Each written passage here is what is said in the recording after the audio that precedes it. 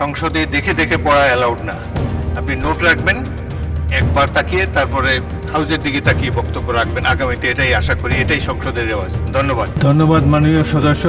আপনিও আপনার পূর্ববর্তী বক্তার মতো দেখে দেখে পড়েছেন। সংসদে এর অ্যালাউড না। ভবিষ্যতে না দেখে বলার অভ্যাস করেন। সংসদ অধিবেশনে রাষ্ট্রপতির ভাষণের ওপর আনা ধন্যবাদ প্রস্তাবের আলোচনা চলছিল।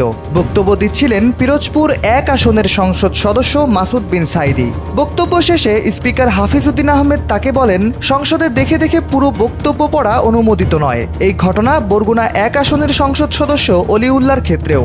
লিখিত বক্তব্য পড়া শেষ করতেই তাকেও একইভাবে সতর্ক করেন স্পিকার।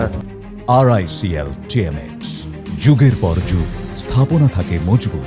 মাসুদ বিন সাইদি ও অলিউল্লাহ স্পিকার কিংবা সংসদের দিকে না তাকিয়ে কাগজ দেখে দেখে একটানা বক্তব্য পড়ে যাচ্ছিলেন।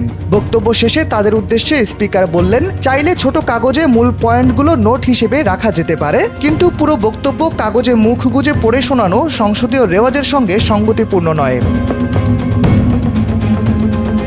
জাতীয় সংসদের কার্যপ্রণালী বিধি 267-3 অনুযায়ী অধিবেশন চলাকালে কোনো সংসদ সদস্য সংসদীয় কার্যাবলীর সঙ্গে সম্পর্কিত নয় এমন বই, সংবাদপত্র বা চিঠি পড়তে পারবেন না।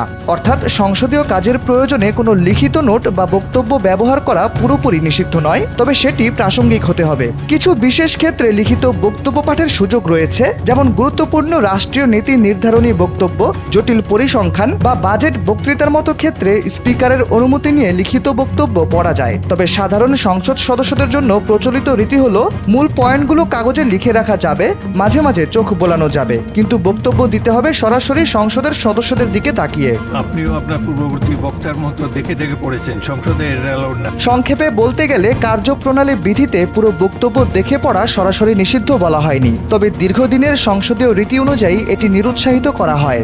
সবশেষ অধিবেশনে স্পিকার হাফিজউদ্দিন আহমেদ মূলত সেই সংসদীয় রীতির কথাই সংসদ সদস্যদের মনে করিয়ে দিয়েছিলেন।